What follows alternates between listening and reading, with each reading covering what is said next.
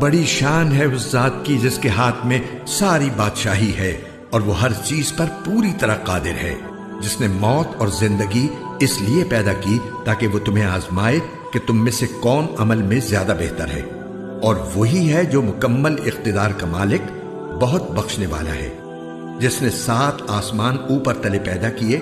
تم خدائے رحمان کی تخلیق میں کوئی فرق نہیں پاؤ گے۔ اب پھر سے نظر دوڑا کر دیکھو، کیا تمہیں کوئی رخنہ نظر آتا ہے؟ پھر بار بار نظر دوڑاؤ، نتیجہ یہی ہوگا کہ نظر تھک ہار کر نامراد لوٹ آئے گی۔